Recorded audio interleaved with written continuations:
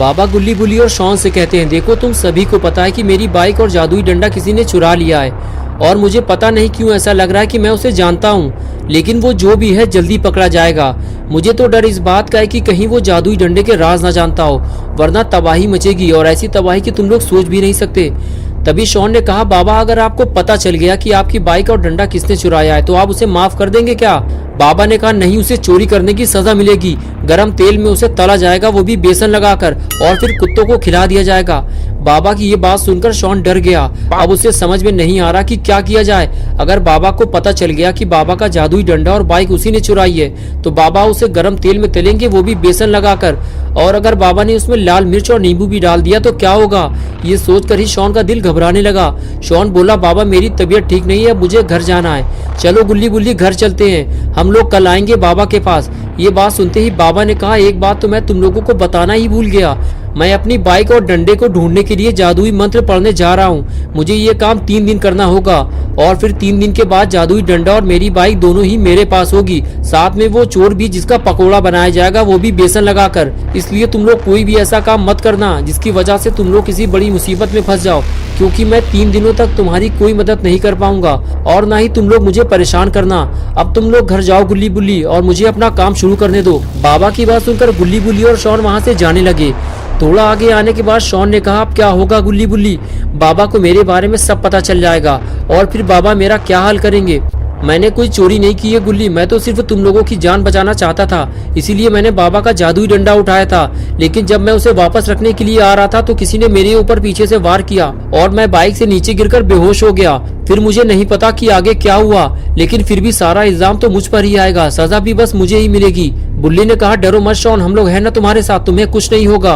हम बाबा को कुछ नहीं बताएंगे। हमें जल्दी बाइक और डंडे को ढूंढना होगा।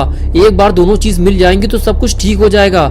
गुल्ली बोला, हाँ शॉन, बुल्ली सही कह रहा है, हमारे पास अभी 3 दिन का टाइम है। हमें 3 दिन से पहले दोनों चीजें ढूंढ निकालनी है और बाबा को लाकर देनी है। इससे बाबा भी खुश हो जाएंगे और उन्हें कुछ पता नहीं चलेगा। शॉन ने कहा, लेकिन गुल्ली ये सब होगा कैसे? ये इतना भी आसान नहीं होने वाला जितना कि तुम समझ रहे हो। बुल्ली ने कहा, हाँ शॉन, ये आसान नहीं होगा, लेकिन हमें पता लगाना ही होगा कि बाबा का जादुई डंडा किसके पास है, क्योंकि हम सब इसमें फंसे हुए हैं। हम सच जानते हैं लेकिन फिर भी बाबा से छुपा रहे हैं। चलो अब जल्दी गाड़ी में बैठो, घर चलकर हम सबको मिलकर प्लान तैयार करना होगा। और फिर तीनों गाड़ी में बैठकर घर की तरफ जाने लगे। शॉन की उल्टी गिनती अब शुरू हो चुकी है क्योंकि बाबा ने जादुई मंत्र पढ़ना शुरू कर दिया है। अगर गुल्ली बुल्ली और शॉन सही वक्त पर जादुई डंडा और बाइक नहीं ढूंढ पाए तो शॉन पकड़ा जाएगा और साथ में गुल्ली बुल्ली भी। लेकिन बुल्ली ने अचानक गाड़ी क्यों रोक दी? ये तो रॉड है, लेकिन ये यहाँ क्या कर रहा है, वो भी पलटे हुए ट्रक के पास। गुल्ली बुल्ली और शॉन तीनों रॉड के पास जाने लगते हैं। तभी गुल्ली कहता है कि तुम लोग यहीं रुको, मैं इसका तबला बजाऊंगा।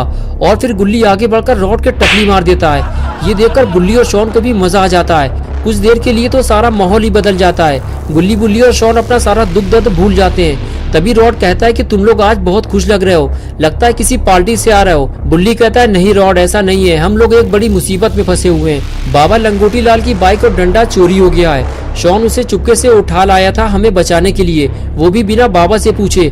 लेकिन जब ये उसे वापस रखने जा रहा था तभी किसी ने रास्ते में इसे डंडा मारकर बेहोश कर दिया। फिर बाइक और डंडा छीन लिया गया। रॉड ने कहा, इसमें डरने की कोई बात नहीं है, मेरे पास दादाजी का एक पुराना डंडा रखा हुआ है, मैं तुम्हें उसे दे दूंगा और तुम बाबा को दे देना, बस तुम्हारी टेंशन खत्म। गुल्ली ने कहा, हमें किसी अगलू पगलू आदमी का डंडा नहीं चाहिए रॉड, वो बाबा का जादुई डंडा था, अगर वो किसी गलत आदमी के हाथ लग गया तो न जाने क्या होगा। शॉन बोला, सिर्फ 3 दिन का टाइम है रॉड, बाबा ने जादुई मंत्र पढ़ना शुरू कर दिया है, ये पता लगाने के लिए कि उनकी कुटिया से डंडा और बाइक कौन चोरी करके ले गया है। 3 दिन बाद बाबा को मेरे बारे में पता चल जाएगा कि मैंने ही दोनों चीज बाबा से पूछे बिना उठाई थी। रॉड ने कहा, तुम लोग बाबा से सच क्यों नहीं बता देते हो? मुझे लगता है बाबा तुम लोगों को माफ कर देंगे। गुल्ली बोला, हाँ यही तो मैं भी इससे कह रहा था, लेकिन डर के मारे ये बताना नहीं चाहता। इसे डर है कि बाबा इसको गर्म तेल में बेसन लगाकर फ्राई कर देंगे। रॉड बोला, हो भी सकता है यार, बाबा का कोई भरोसा नहीं, जरा जरा सी बात पे मारने लगते हैं, मुझे तो बहुत डर लगता है बाबा से। तभी बुल्ली ने कहा, लेकिन रॉड तुमने ये तो बताया ही नहीं कि तुम इतनी रात में यहाँ क्या कर रहे हो? रॉड बोला, इधर से जाते हुए मुझे ये पलटा हुआ ट्रक दिखाई दिया तो मुझे लगा कि किसी का एक्सीडेंट हुआ है, इसलिए मैं रुक कर ये देखने लगा और देखते ही मैं पहचान गया, ये ट्रक तो ग्रैंडपा चलाते हैं। रॉड की बात सुनते ही गुल्ली बुल्ली और शॉन के होश उड़ गए। शॉन ने कहा, इसका मतलब कि ये सारा काम ग्रैंडपा का है और यहाँ कोई एक्सीडेंट नहीं हुआ है रॉड, ये ट्रक तो बाबा ने पलटाया है। शॉन और रॉड आपस में बात कर ही रहे होते हैं तभी खूनी पिग वहाँ आ जाता है और ये चारों लोग उसे देखने लगते हैं। खूनी पिग गुल्ली और बुल्ली से कहता है कि मैं तुम्हारे घर गया था, लेकिन किसी ने दरवाजा ही नहीं खोला, इसीलिए मैं बाबा के पास जा रहा था। अच्छा हुआ तुम लोग रास्ते में ही मिल गए। जल्दी चलो मेरे साथ, मैं कुछ दिखाना चाहता हूँ तुम लोगों को, टाइम बहुत कम है। ये कहकर खूनी पिग वहाँ से चला गया। लेकिन खूनी पिग की बातें सुनकर सारे लोग डर गए। खूनी पिग के जाते ही रॉड अपनी वैन में बैठ गया और गुल्ली बुल्ली और शॉन अपनी जीप में, और फिर चारों लोग खूनी पिग के पीछे पीछे चल दिए। खूनी पिग आगे आगे और गुल्ली बुल्ली जीप लेकर उसके पीछे चल रहे थे, और सबसे पीछे था रॉड। कुछ दूर चलने के बाद खूनी पिग अपने जंक यार्ड पहुंच जाता है। खूनी पिग ने अपनी बाइक रोकी और नीचे उतरकर बुल्ली और रॉड को रुकने का इशारा किया। बुल्ली और रॉड ने भी अपनी अपनी गाड़ी रोक दी। खूनी पिग बोला, यही है मेरा कबाड़ खाना, जल्दी आओ अंदर। और फिर खूनी पिग अंदर जाने लगा। गुल्ली बुल्ली और शॉन भी रॉड को लेकर अंदर जाने लगे। आज पहली बार गुल्ली बुल्ली और शॉन को पता चला है कि खूनी पिग कबाड़ का काम करता है, लेकिन वो इस कबाड़ खाने में गुल्ली बुल्ली को लेकर क्यों आया है कि तभी खूनी पिग ने इन लोगों को कुछ ऐसा दिखाया जिसको देखते ही इन लोगों के होश उड़ गए। खूनी पिग बोला, तुम लोग इस सुपर बाइक को तो जानते ही होगे। कुछ देर पहले मिस्टर मीट ये बाइक लेकर यहाँ आया था और उसके पास बाबा का जादुई डंडा भी था, और मुझसे कहने लगा इस बाइक को जल्दी अपने जंक यार्ड में कहीं छुपा लो खूनी पिग, बाद में हम इसे बेचकर पैसा आपस में बांट लेंगे। लेकिन ये बात किसी को पता नहीं चलनी चाहिए, वरना अंजाम बुरा होगा तुम्हारा, मेरी नजर रहेगी तुम पर। ये कहकर वो यहाँ से चला गया। मैं इसे देखते ही समझ गया था कि ये तो बाबा की बाइक है और ये उसे चुरा कर लाया है। बुल्ली बोला, हाँ ये बाबा की बाइक है खूनी पिग, तुम्हें इसको वापस करना होगा, और अगर तुमने इसे वापस नहीं किया और बाबा को पता चल गया तो फिर समझ लो खूनी पिग तुम्हारी डेड बॉडी कब्रिस्तान या शमशान में मिलेगी। ये सुनकर खूनी पिग बोला, मैं इसे तुम लोगों को नहीं दे सकता, वरना मिस्टर मीट मेरी जान ले लेगा। बुल्ली, जाओ बुल्ली, तुम लोग जाकर अब बाबा को लेकर आओ। तुम लोगों का ज्यादा देर तक यहाँ रुकना ठीक नहीं है, मेरे साथ साथ तुम लोगों की जान को भी खतरा है। जाओ जल्दी बाबा को लेकर आओ, हम लोगों के लिए मिस्टर मीट से लड़ना आसान नहीं होगा, अब वो और भी ज्यादा खतरनाक बन चुका है। गुल्ली बोला, नहीं खूनी पिग, बाबा आप कुछ दिनों तक हमारी मदद नहीं कर पाएंगे, उन्होंने हमें डिस्टर्ब करने से मना किया है, ये काम हमें ही करना होगा, चलो सब तैयार हो जाओ। गुल्ली खूनी पिग से बात कर ही रहा था कि तभी अचानक से कुछ आवाज सुनाई दी और रॉड अपना सर पकड़कर बैठ गया और इधर उधर देखने लगा। गुल्ली बुल्ली और शॉन रॉड से पूछने लगे, क्या हुआ रॉड? रॉड ने बताया कि कोई चीज मेरे सर को छूते हुए निकली है। रॉड बता ही रहा था कि तभी दूसरी आवाज ने सबको डरा दिया। रॉड ने कहा, अपनी अपनी जान बचाओ, कोई हम पर गोलियां चला रहा है बुल्ली, लगता है मिस्टर मीट को हमारे बारे में पता चल गया है, जल्दी हमें कहीं छुपना होगा वरना हम सब मारे जाएंगे। ये कहकर रॉड आगे चला गया। गुल्ली बुल्ली और शॉन भी रॉड के पीछे पीछे जाने लगे। इस तरह चारों लोग अपनी जान बचाते हुए ये देखने की कोशिश कर रहे थे कि उन पर गोलियां कौन चला रहा है। तभी शॉन ने कहा, खूनी पिग को क्या हुआ है, वो कुछ बोल क्यों नहीं रहा? और फिर सभी लोग खूनी पिग को देखने लगते हैं। तभी बुल्ली धीरे धीरे खूनी पिग की तरफ आगे बढ़ने लगता है और उसे देखकर गुल्ली और शॉन भी खूनी पिग के पास चले आते हैं। बुल्ली देखते ही समझ जाता है कि खूनी पिग को गोली लगी है। बुल्ली कहता है कि खूनी पिग, तुमने कुछ अच्छे काम भी किए होंगे तभी तुम्हारी जान बच गई है, वरना गोली अगर थोड़ा नीचे रखती तो इस वक्त तुम नर्क में होते। चलो रॉड, हमें इसको जल्दी हॉस्पिटल लेकर चलना होगा, वरना अगर ये मर गया तो बेफालतू का खर्चा बढ़ जाएगा। इसे जलाने के लिए लकड़ी और देसी घी का इंतजाम करना पड़ेगा और वो मैं करूंगा नहीं। रॉड कहता है, इसे हॉस्पिटल ले जाने की जरूरत नहीं है बुल्ली, इसे मेरी वैन तक ले चलो, मैं इसका काम तमाम कर दूंगा।